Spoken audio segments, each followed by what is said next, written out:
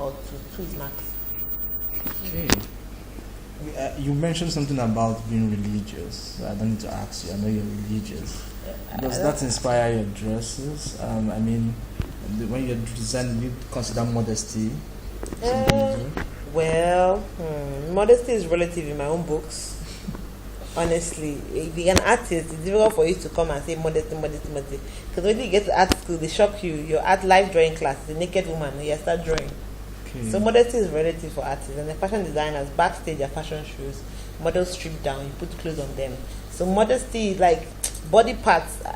You don't see them as I think, sex, this, that. So it's relative. But definitely, I like my clothes to glorify God. I understand that there's a time and there's a place for everything. It's like you talking about lingerie and saying modesty. What are you talking about modesty and lingerie? What are you talking about? There's a purpose. There's a purpose for everything. Yeah. So you also cannot make sexy lingerie now for children. You want to make children's pants, you can't. So it's just there's a time and a place for everything. As people, dress the way you want to be addressed. So if you're going to church, dress appropriately. If you're going to a wedding, dress appropriately. If you're going on a date with your husband, dress appropriately by all means. If you're having dinner privately in your house, wear whatever you want. Don't wear clothes. So it's relative. I'm not going to say, but definitely I'm a child of God. I'm very aware of He's everything to me. Without Him, I will be nothing. Even my brain will not function. So I can't even pretend and say, the God factor is always there. But I'm very careful not to say, I have to wear my clothes high. I'm wearing a crop top, so a bit of skin between somewhere. I'm not on that extreme cover everything with long scarf. No, I think you should express yourself, be yourself. But of course, always consider the next person. Don't do something that will lead the next person to sin. So they say then you're guilty of the sin as well yourself. But then if we were supposed to be judged by how well our good works, we can't achieve anything. We all live by grace. If God Christ has not, if it's by how many good things and good works we will do, none of us will get to heaven. Nobody. Yeah, okay. So I don't see things that way. Since you're a fashion designer, you deal with women's clothing. I've been curious. There's a very huge campaign you must have noticed on how scanty dressings for women affects or increases the rate of rape and molestation. Do you agree? What's your point? I don't agree with that. I think people are generally badly behaved. People are generally not well brought up. People that every time you do something wrong, everyone always has an excuse for doing something wrong. Why hasn't there been an excuse for doing something right? Okay. People always find an excuse. It's because. Africa, for example, or Nigeria, how do they dress in our personal tribes? The Igbo maiden wears tiny wrapper. Till today in the Yoruba villages, mamas sit outside their house with their wrapper on their waist and their breasts out in the evening to receive breeze. So why haven't they been chasing them and raping them?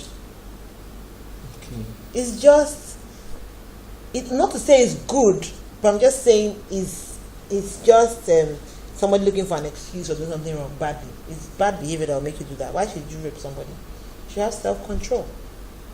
Again, if your mind is not devil's workshop, why are you going to see somebody and say the next thing to do is to rape somebody? It's lack of self-control. And then why do people rape children? Are you going to tell children to act scantily dressed?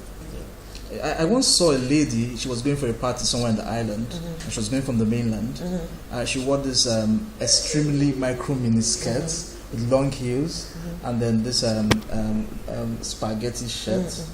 It looked beautiful, but she was not going with a car. Flashing. She was entering transport, public transport. Crazy. It's madness, right? Yeah, that's okay. I wanted to be sure I was sane. No, like you need to be careful. Like I love shorts. Like my favorite piece of clothing is shorts. Wow. Okay. That has been since I was a child till today, till when I'm pregnant, till when I have grandchildren. I'm sure it'll still be my mom's favorite piece of clothing is pants.